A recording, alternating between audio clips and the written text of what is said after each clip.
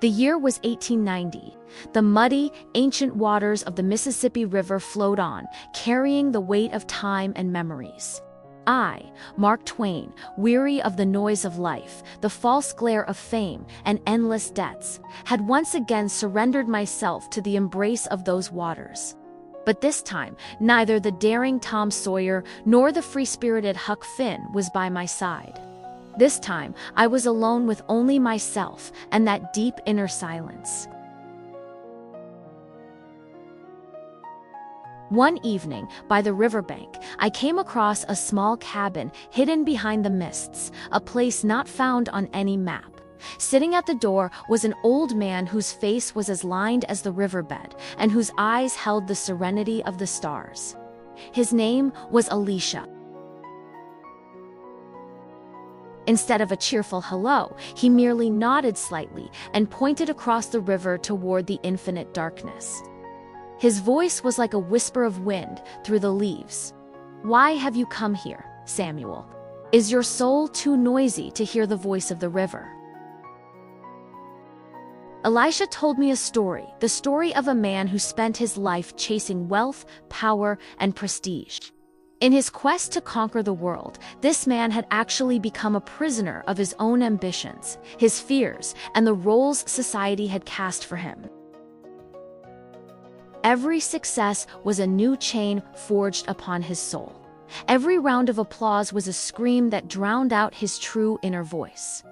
One day, reaching the riverbank, he wished to cross to the other side, the realm of peace and freedom, with his immense fortune. But the river did not accept gold, silver, or titles. It demanded only a naked soul. "We humans," Elisha said, "speak of freedom as if it were a fairy tale, but in reality, we are in love with the prisons we create. We call our fears caution, our ambitions success, and our ego honor. And the river only smiles at our absurd dramas. For it knows that true freedom is not about possessing things, but about needing nothing." Elisha hosted me in his cabin for one night, but that night was the longest, deepest, and most illuminating night of my life. He did not speak, he was simply there. And his silent presence silenced all the noise within me, all those endless inner arguments, regrets, and anxieties about the future. In that moment, I realized that silence is not merely the absence of sound. Silence is the only moment when the soul can hear its own voice, that ancient and wise voice. When morning came, Elisha took me to the river's edge. I looked at my reflection on the surface of the water. That reflected face was not Mark Twain. It was not Sam Clemens. It was simply a part of the river, a part of the universe.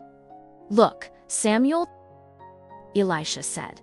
"The river holds on to nothing, not the water, not the stones, not the memories. It lets everything flow. And you, Mark Twain, you must let it flow as well. The fame, the debts, the fears, and even your own name. Just flow and become silent. For peace only comes when you find the secret the river forgot, the eternal silence."